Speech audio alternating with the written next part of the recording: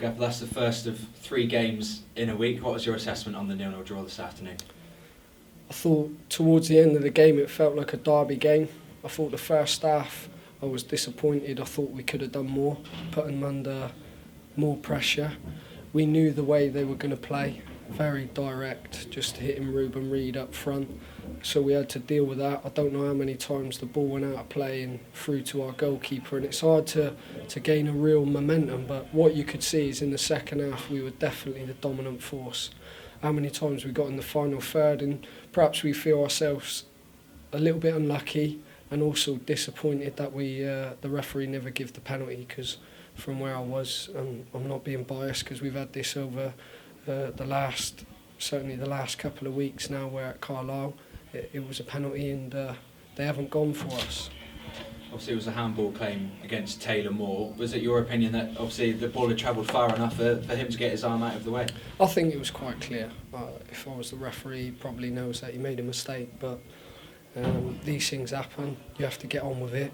But the commitment, the level of commitment, the way the players, certainly in the second half, showed a real desire, energy to put an Exeter team that very rarely got forward. How disruptive was it to lose Ryan Hedges inside the opening 10 minutes, because it meant you had to shuffle things slightly? It was a poor tackle, and we'll have to wait and see the extent of that, because Ryan's a big player. He causes the opposition a lot of problems, and to lose him early on and have to reshuffle it and play Ben Whitfield in a position that he hasn't played. But fair play to Butch, because he's come straight into that, and I thought his performance was magnificent.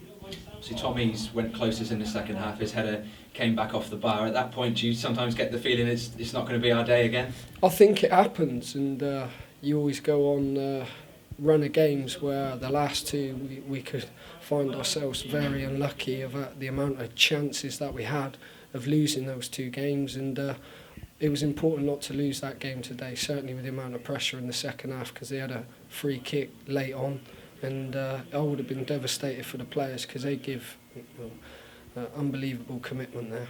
Obviously there's games coming thick and fast, 3 of them in a week. How important was it today to end that run of losing games? It is, but the players don't deserve to lose the last 2, and that happens. It's up to me as a leader to make sure I give the group belief that this team can be successful. They want to be successful, and I have to make sure I'm doing everything that I can to make small improvements all over the pitch. Obviously a crowd of over 6,000 here this afternoon as well. How nice for you to look up and see more people than seats? It's brilliant, and I thought the crowd made a real good environment today, and that's what I asked for. And I thought the second half, I thought they could go home knowing that their team give everything. It's always difficult in a derby. It's never one-way traffic like it would have been at Barnet. Derbies are difficult games.